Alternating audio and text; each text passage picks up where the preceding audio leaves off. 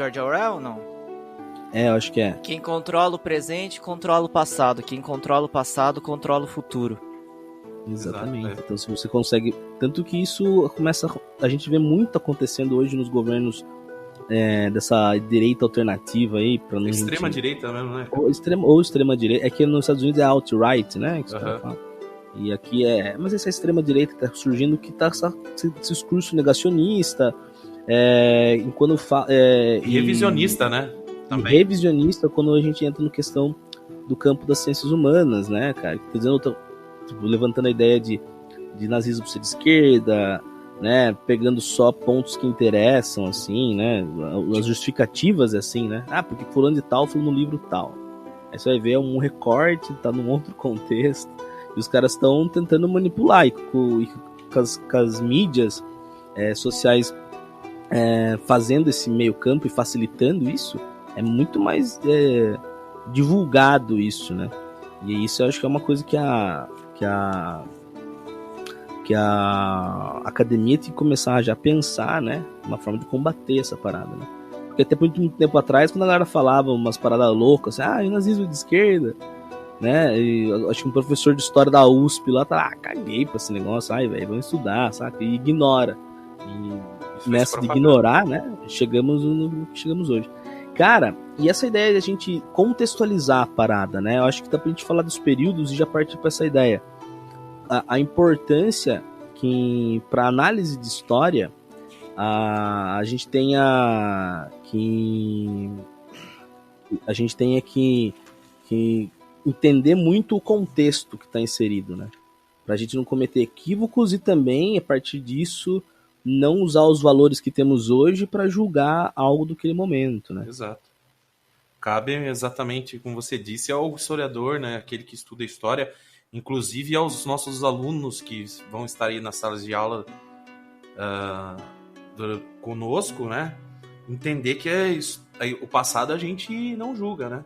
A gente compreende ele no seu contexto e tenta compreender as mentalidades que produziram aqueles documentos ali, através de uma análise mais profunda do que só chegar e apenas ir rotulando ou dizendo que isto é aquilo, né? Então o historiador ele não julga, ele compreende. E a função da história também é você fazer como que é? A gente analisa os fatos, né? Isso que é história de fato, né?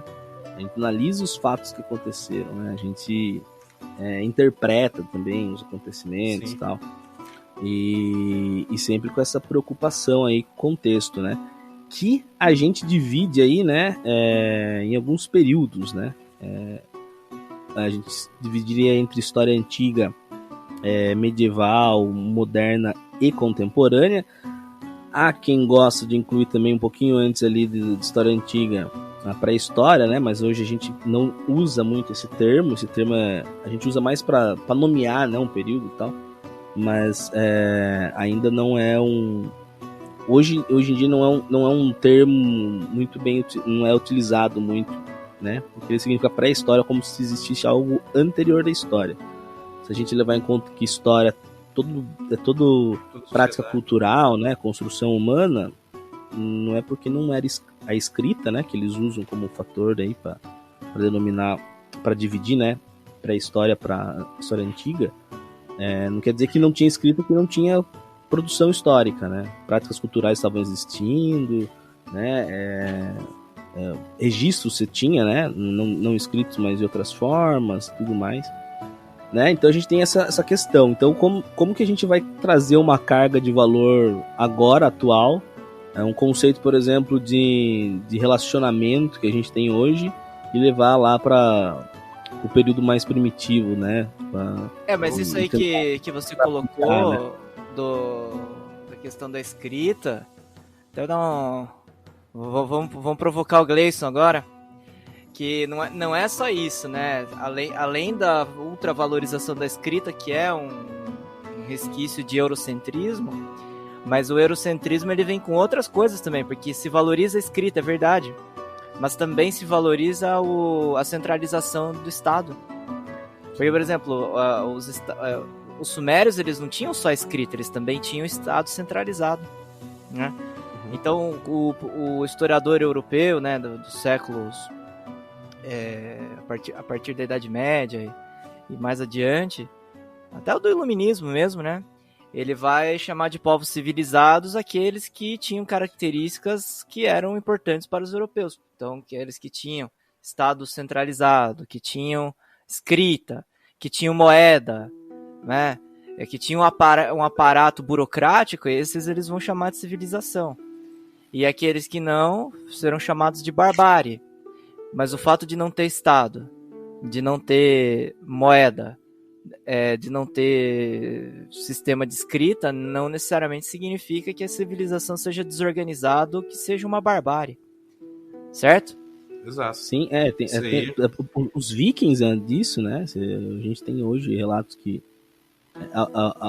comprovações que os vikings chegaram na América e os caras fizeram tudo um processo de viagem, isso lá no século X, século XI, né? E os caras, século XI, século XII, e os caras não tinham escrita, né, cara? A gente não tem muito registro deles, né? Sim. É como você mesmo falou, né? Isso é uma forma de apropriação do passado, você promove essa deformação e instrumentaliza isso para legitimar a sua forma de sociedade. A gente vê isso muito nas formas de mito de cidade, né? De origem de cidade. Esse tipo de prática sendo utilizado. Então a gente vai lá, pega um símbolo do passado, explora esse símbolo ao máximo possível como uma forma de legitimar uma sociedade atual que se situa no poder e cria suas garras aí, tomando conta, posse de toda a sociedade. A gente pode usar esse exemplo aqui no interior paulista, no caso nosso de São Paulo, é a figura do tropeiro, a figura do bandeirante, né? Como aquele cara que, empreendedor, supostamente, né? Entrava no meio da mata, self-made man, que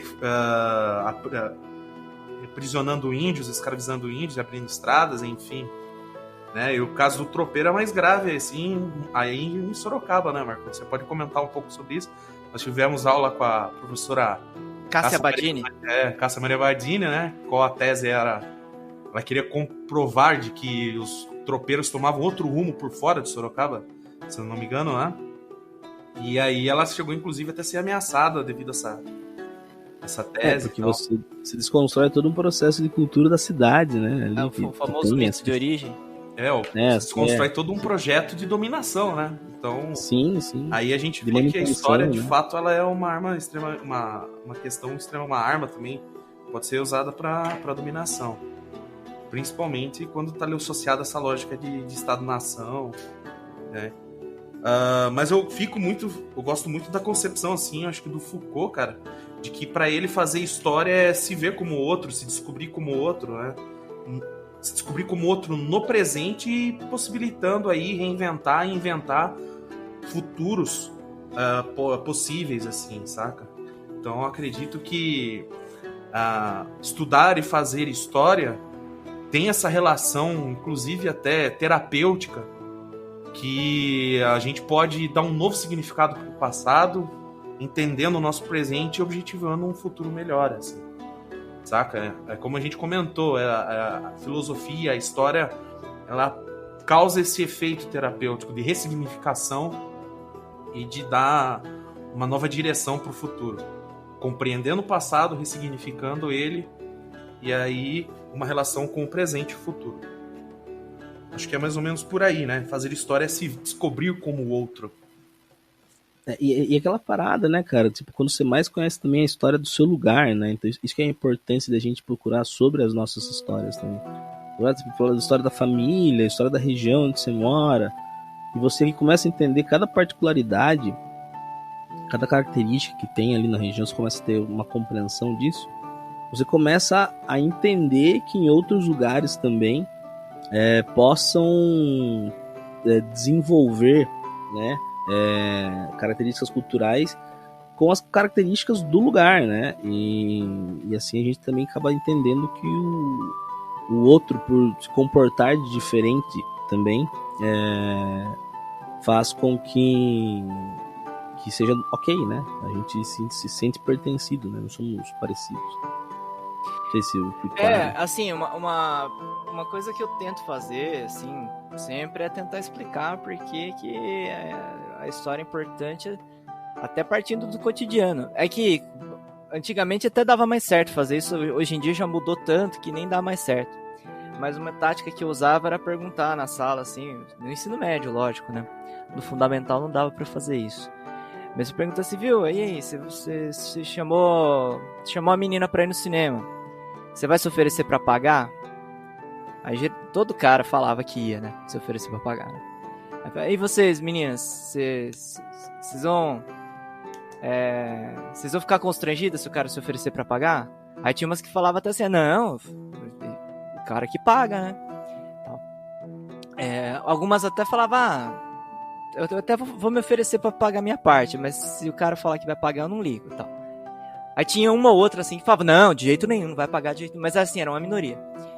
Beleza. Aí você fala, bom, tá, isso daí tem algum motivo? Por que será que... Daí eu contava umas histórias minhas e tal. Aí, mas por quê? Daí você fala, olha, a mulher começou a trabalhar fora só no século XX. Então são anos de história aí da mulher não ter renda, não ter trabalho. Então, historicamente, o detentor do capital sempre foi o homem. Então, é evidente que quem tinha que pagar as coisas era o cara, porque ele tinha dinheiro. O provedor, né? O provedor, justamente porque a mulher, não porque ela não queria ter dinheiro, mas sim porque estava proibida de trabalhar. Aí você pega, que agora eu não vou lembrar de cabeça, assim, mas tinha até um momento da história, acho que foi no governo Vargas, não foi que a mulher podia trabalhar fora, mas desde que o marido autorizasse. Tinha que ter uma autorização por escrito, não lembro se era no governo Vargas, acho que foi antes um pouco. Você pode trabalhar fora, mas o marido tem que autorizar. Então, assim, se você vê essas questões históricas, você entende porque de certas permanências no cotidiano, né? Tem até mesmo cota racial. Você vai discutir cota racial com os alunos. Se não falar de história, não tem como. Por exemplo, assim, é muito... Hoje, quando a gente convive, por exemplo, a questão dessa questão do homem ter o detentor e o provedor, né, da relação. O poder do falo. Mas assim, você pega assim, o tempo que isso era visto como algo mais comum é muito maior do que agora, que a mulher começou a ter, igual você falou, né, no começo do século XX a mulher vai começar a ter mais direitos, né, participação a voto, de fato, né, e essas questões do cotidiano. E aí você fala assim, cara, isso tá impregnado na gente, né? Como racismo também, né? Para pensar que os negros começaram a ter direito ao voto a partir de 1934, perdão, e até finalzinho do século XIX, o cara podia ser escravizado, né? Daí você fala assim, como que não tem uma herança isso, né? A total influência que o passado tem na gente, né? Com certeza. Principalmente sobre a formação da nossa identidade, né? Enquanto ser humano. O passado é de extrema importância. Né? Sim, com ele a gente só aprende. Não podemos parafrasear Belchior, né? E o passado é uma roupa que não nos serve mais. E é que eu nem tomei nada, hein? Inspiradão. Mas se você parar pra pensar que ele falou que é uma roupa que não serve mais, é porque as coisas foram ficando antiquadas, né? As coisas têm que mudar, né? Como nossos pais também, né? Ele usa muito isso, né? É você que ama o passado e não vê, né? Ou seja, você que fica vangloriando aquela... Nossa, eu tenho uma amiga que ela ficou um tempão achando que a música é você que é mal passado e que não vê. É uma música que trabalha sobre churrasco. O cara é mal passado. Como que alguém pode ser mal passado, cara? Olha, e